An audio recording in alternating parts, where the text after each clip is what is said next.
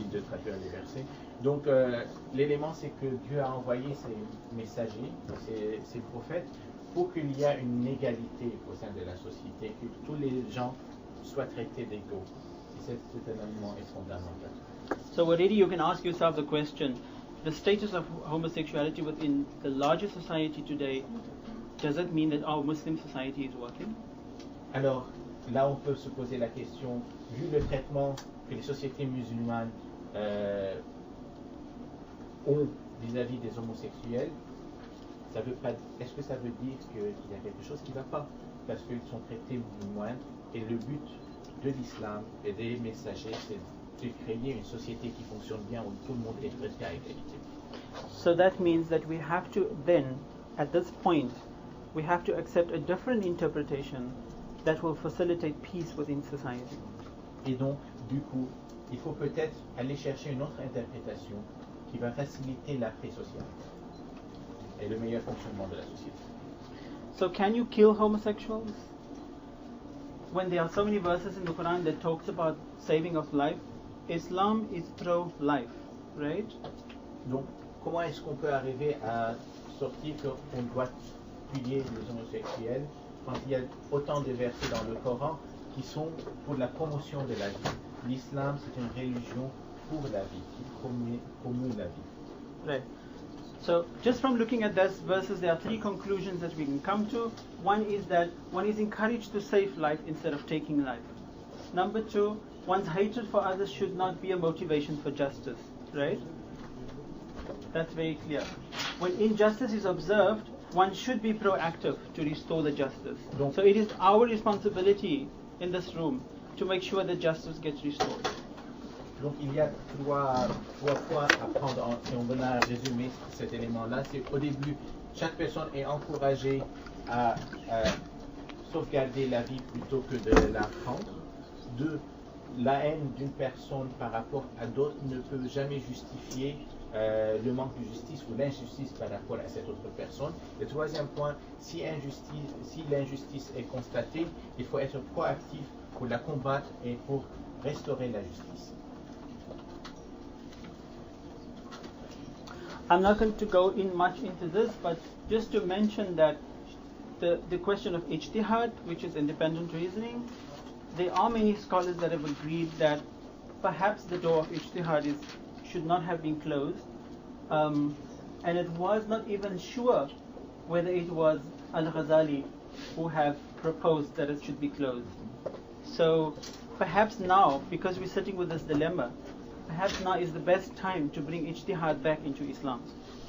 Donc par rapport à l'ijtihad, qui est quelque part la jurisprudence dans l'interprétation religieuse, il y a maintenant des théologiens qui sont en train de reconsidérer la fermeture de l'ijtihad, parce que ça a été fermé par Al-Ghazali entre vers 1058 et 1111, et ils disent que même lui peut-être il avait laissé la porte ouverte, donc il faut ouvrir l'ijtihad de nouveau.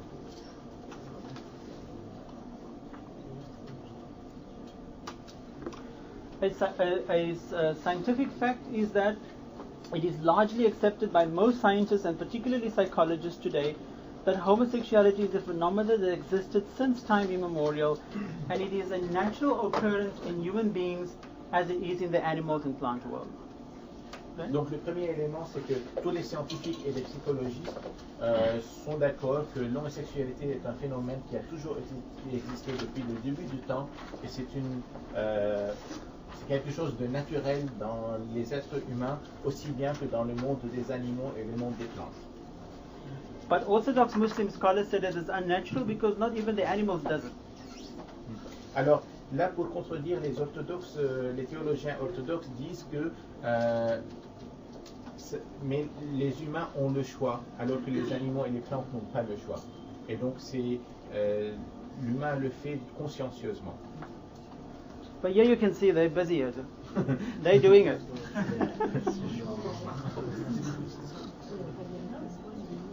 So the study shows that more than 450 species in the animal world engages in homosexual activity. So that proves their theory completely wrong. Alors les études et les recherches montrent qu'il y a plus que 450 espèces animales qui dont les membres s'engagent dans des rapports homosexuels. Ça inspire, dis donc. Hein? Oui, c'est vrai. Ça évoque, c'est bien. Question. Okay. On this, typically the counter-argument is that the animal sexual intercourse or homosexual is more of a power segregation thing, and it's only a temporary behavior, while the human homosexual behavior could be a lifetime one. Right. What do you say on this? Well, I'm not a scientist, so I don't know what's really happening in that world. But just to use that argument and say that, you know, the animal kingdom doesn't even do it, whether they're just doing it temporarily, you know, it's a stupid argument to use to say that animals don't engage in homosexual activity. Even if it's just for a specific time, they do. Donc ma question c'était quelque part le compte-rendu de l'argument scientifique, c'est que les animaux ont généralement des rapports homosexuels comme une des règles de la définition du pouvoir dans les clans, et que parfois c'est des rapports qui sont temporaires, qui ne sont pas pour la vie, alors que les humains s'engagent dans des relations homosexuelles peut-être pour la vie. Et ce qu'il dit, c'est que ce raisonnement reste quand même stupide quelque part, parce que déjà le premier rapport, ou le moindre rapport est déjà condamné. Et l'essentiel, c'est est-ce qu'il y a eu un rapport homosexuel ou pas. Donc le côté temporaire ou pas temporaire, c'est autre sujet quelque part par rapport à la théologie. So for the sake of time, I'm skipping a couple of slides, and I'm going to go back into straight into the Quranic verses that talks about Sodom and Gomorrah. Donc pour gagner un peu de temps, je vais juste sauter quelques points et je vais revenir au verset qui parle spécifiquement de Sodome et Gomorrah. Right. In this verse, the Quran says, "Do you approach men and cut off the highway of trade and commit atrocities in your council?" We need to find out what kind of approach was this. Who were these men, and who was approaching these men? What does the Quran mean by cutting off highway, and what kind of atrocities were they committing in their councils, and what are the councils? What kind of councils were there in that time? Donc le Coran dans le verset parle de approcher d'autres hommes, leur couper le trajet et infliger des atrocités sur ces personnes. Donc là, il y a trois éléments qu'il faut creuser. C'est quoi déjà couper le passage? C'est quoi approcher les hommes? Et c'est quoi les atrocités? Et pourquoi? So the reason why I'm doing this is to put this whole thing into context. Alors, si je fais cette étude, c'est de le remettre dans un contexte, dans le contexte de la chose. The Quran also says, would you really approach men in your lust rather than women? Now this rather than women is the translation of Yusuf Ali, and I think Muhammad al-Asad as well. He translates min duni as rather than. Ok. Donc il y a un verset en arabe qui dit Antun rijal shahwatan min duni nisa, et l'interprétation, la traduction de min dun, c'est sans approcher les femmes. Donc approcher les hommes sans les. Mais qu'il y a peut-être une autre interprétation de ce min dun. But if you look at the Arabic dictionary, and Hans Wehr is one of the best English Arabic to English dictionaries, he says that min duni means without or with the exclusion of. So that gives it a better historical context, because they didn't make a choice between the men and the women. They were excluding the women that they actually had as their azwaj, as their legal spouses. Donc l'interprétation quelque part des orthodoxes, c'était vous approchez les hommes plutôt que les femmes. Alors que la traduction, il n'y a pas un plutôt, il y a une exclusivité dans la traduction. Donc, est-ce que vous vous approchez les hommes ou sans les femmes? You have a question? Yes, moi j'ai dans la version française la plus courante du Coran, j'ai le terme exact de la phrase en français, c'est pas en français parce que si ça nous concerne, c'est vous assouvissez vos désirs avec des hommes alors que Dieu a créé des femmes. Voilà, c'est. Maintenant, on joue sur les mots, donc qu'est-ce qu'on peut faire avec ça? The most common French translation is you fulfill your desire with men when God created women for you. Okay. It's even another. It's even worse. Yeah. Right, let's stick to that one. Okay, and then another thing that I want to make clear to you is in this whole story of Sodom and Gomorrah, right?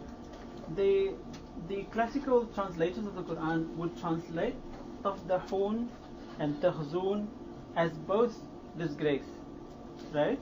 But if you really look at the dictionary, tafdah and khaziyah, they are both about disgrace. but clearly fadaha is more about disgrace that is related to ravishing, violating, or rape.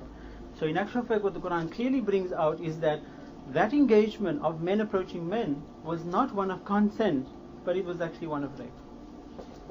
Donc dans le Coran, dans le Coran, le terme tafdahun et tahzoun est traduit généralement en anglais, mais peut-être en français avec rendre disgracieux ou déshonoré. Et dans la traduction exacte dans le dictionnaire, tafdahun a l'association de déshonorer en violant une personne, alors que tahzoun c'est juste une question de déshonoriser. Et donc là, si on prend le thème tafdahun et on le met dans le contexte de Sodome et Gomorrhe, on voit bien qu'il y a une histoire de viol et c'est pas juste une question de déshonneur et il n'y avait pas de consentement dans le rapport sexuel. If you go to another verse also from the same story, at the time when these two angels that were disguised as young men came to Nabi Lut as his guest, the men were rushing towards these guests, and they demanded from Nabi Lut to give up these guests. So Muhammad al-Asad translates this word, rawadu, as demanding to give up his guests. But if you really look at rawadu in the Hansberg dictionary, it clearly means attempting to seduce. So again, it's not a relationship of consent, but it's seduction. Okay. Donc, il y a aussi un autre verset qui parle que quand il y a les deux anges qui sont déguisés en hommes et qui ont venu visiter le prophète Lut et que les gens de la ville ont demandé ces gens, il y a le terme rawadu et qui est traduit comme ils les ont demandé de les donner, alors que rawada c'est plutôt faire la cour et essayer de séduire. So what kind of people are they? Were they just sort of sexual people, or did they have an array of different types of sins that they were committing?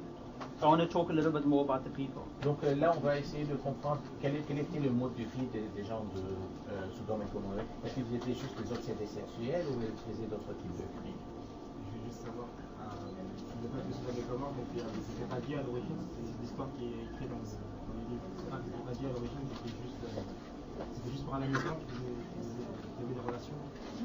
C'est ça ce qu'on va essayer de creuser là.